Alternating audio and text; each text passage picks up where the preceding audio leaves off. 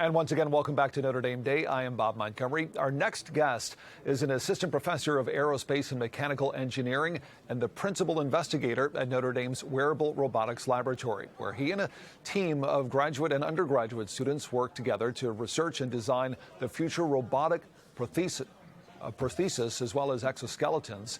Welcome to Notre Dame Day, Professor Edgar Bolivar. Professor, thanks very much for joining us today.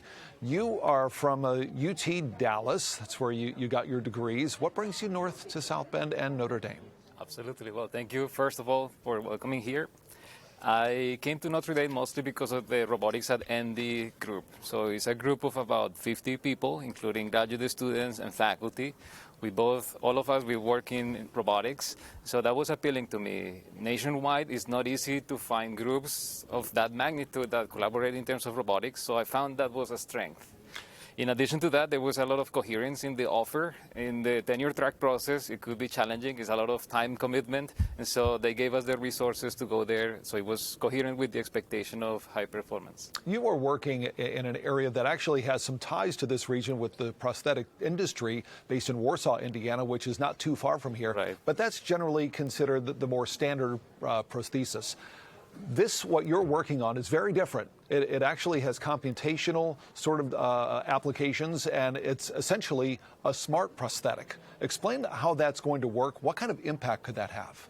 Well, for the person wearing the prosthesis, it's mostly about the difference of being active or passive, mechanically speaking. So it's about injecting energy at the right time. So once we lose our limbs, we lose the capability to have mechanical energy to lift our body up from seat to stand or going up in the stairs. And so we now provide the mechanical energy into the system so that we can help somebody stand up. And so that's the main advantage. By doing that, we want to improve kinetic symmetry so that your posture is better, you don't have back pain. We want to improve on metabolics, so you don't spend as much energy walking and so on. Those are those two very typical outcomes of what we do. It also sounds as though with this particular smart device, for lack of a better term, that this will give more people an opportunity who may not have, with the typical prosthetics, an opportunity to perhaps walk when they would have a lot of difficulty doing that with the standard procedures. Right. I have been very surprised. People with amputation above the knee or below the knee, they are completely functional in many ways. They play soccer, they do plenty of activities. I'm also joining a wheelchair basketball team, and they are amazing people. In terms of performance, they outperform me in many ways. And so, yes, they can do a lot there, but they also have side effects. So your body is not meant to be supporting yourself in just one limb. And so the idea here is that in the long term, we improve the health outcomes by improving symmetry and so on. It's not just a health issue, it's a quality of life issue, right. It sounds like. Yeah. Yes, that's very important to us.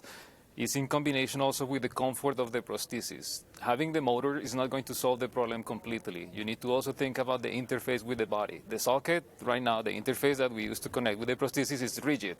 And so there are so many complications of that interface for that population. Talk about your desire to get into this very, very specialized field. This is not necessarily something that people would immediately say, oh, I'm going to do this. This is my area of specialty. What led you to this path? Early on, I started working in robotics close to 15 years ago. And at that time, industrial robotics were meant to be arms. And it was meant to be a technology that would replace the workforce. And I love the technology, but every time I talk to everyone else, it was, oh, you're the person working on how to get me unemployed, sort of thing. So this is my way to say, well, actually, robotics could be very useful if we think about the human. So I was lucky to connect robotics with people, and that's a good intersection now, and that's why I find a passion. Is this really the very start? We talk a lot about artificial intelligence these days. Over the last year, 18 months, it's really exploded onto the scene, and now it's everywhere. And there are some of those same concerns about potential threats. I imagine with wearable prosthetics, this is also in its infancy. Yes. The sensors that we have, the motors that we have are basically new to the field. So we have a lot of things to do. In terms of the mechanical design, electronic design is a big canvas that we have. However, the fundamental rules have been there for centuries. And so Newton developed the F equals ma ground rule. And so taking advantage of that legacy and new data, I think we can do a lot more. What is the future for wearable prosthetics? We hope to reduce mass such that we become basically, people don't make a difference between a robotic prosthesis and a commercial prosthesis that is already in the market. So in 5 to 10 years, we should definitely think about just prosthesis. Some of them will outperform in terms of the mechanical energy, but hopefully we can blend our robotic prosthesis with commercial products, and people don't even think about robots anymore.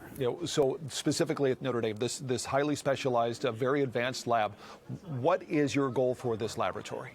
We have multiple. In the mechanical design, we want to take advantage of compliance. So rigid structures that are now the default configuration for power prosthesis, they're not helping us to reduce the mass. So we want to make compliant structures to help reduce the mass. We want to make prosthesis more intelligent by using sensors that can inform about the whole state of the human through ground reaction forces, for example. So with sensors that are localized in the leg, understand the complete human system. Amazing. It's amazing work, and it's happening right here at the University of Notre Dame. Professor, thank you so much for being with us. Thank you so much. We appreciate your time today. Thank you for being with us, and also thank you for joining us here at Notre Dame Day.